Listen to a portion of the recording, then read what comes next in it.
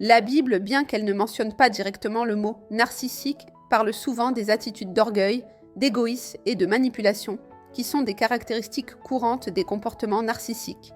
La Bible parle de l'orgueil et l'égoïsme dans le mariage. Dans le Proverbe 16-18, la Bible mentionne que l'orgueil précède la ruine et l'esprit hautain précède la chute. Un mari narcissique refuse de reconnaître ses torts, même lorsqu'il blesse sa femme émotionnellement ou physiquement. Il minimise ses erreurs et accuse l'autre de ses propres manquements.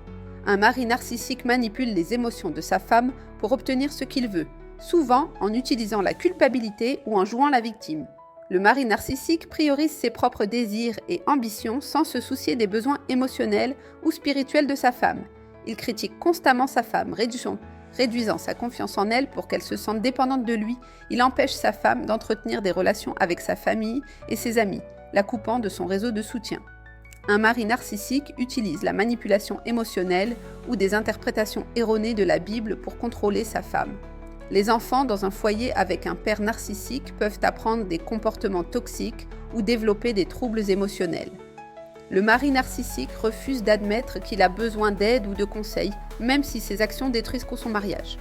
Le comportement toxique du mari narcissique s'entend même au abus financier. Un mari narcissique contrôle toutes les finances, refusant à sa femme l'accès aux ressources, même pour ses besoins de base.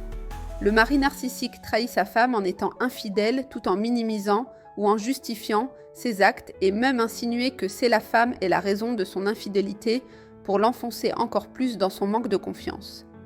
Un mari narcissique utilise des insultes pour rabaisser sa femme, en attaquant son apparence, son intelligence ou ses capacités.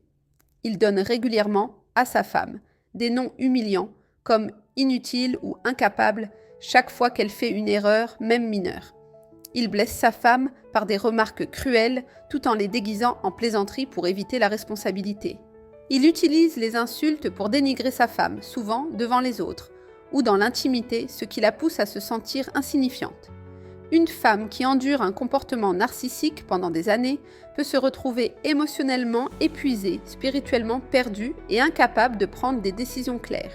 La Bible nous dit dans le Proverbe 6-16 que Dieu déteste l'arrogance et l'orgueil, la voix du mal et la bouche perverse. Une femme chrétienne qui se retrouve dans un mariage toxique avec un pervers narcissique peut déjà se réfugier en Dieu. Elle peut trouver la force dans Dieu pour parler avec sagesse et grâce. Une réponse douce calme la fureur, mais une parole dure excite la colère. Proverbe 15-1 et chercher un conseil spirituel ou professionnel. La femme peut se rappeler qu'elle a de la valeur aux yeux de Dieu et qu'elle ne doit pas céder à des manipulations injustes. Elle peut fixer des limites fermes et prier pour la sagesse et le courage.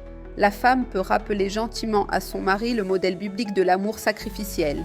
Si le comportement continue, elle peut chercher de l'aide auprès d'un conseiller ou d'un pasteur.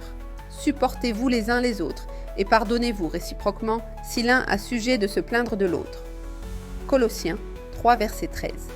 Le pardon ne signifie pas tolérer un comportement nuisible, mais libérer son cœur de la haine et ouvrir la porte à une possible transformation sous l'action de Dieu. La femme doit se tourner vers Dieu pour trouver la force et la direction.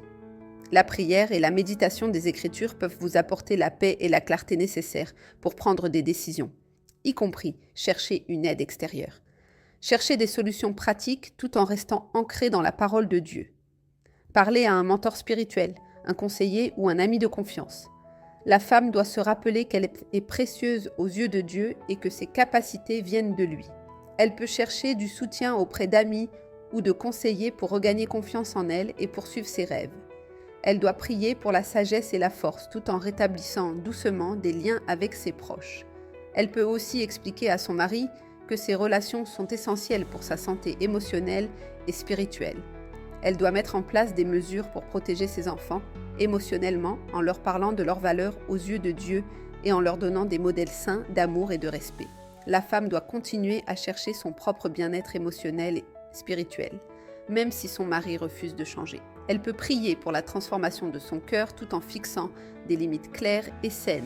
Elle doit s'éduquer financièrement en cherchant à comprendre ses droits financiers et se rapprocher des professionnels dans le domaine pour trouver des solutions. La femme doit aussi prier pour une gestion plus juste des ressources dans leur foyer et se tourner vers Dieu pour retrouver sa dignité et sa valeur.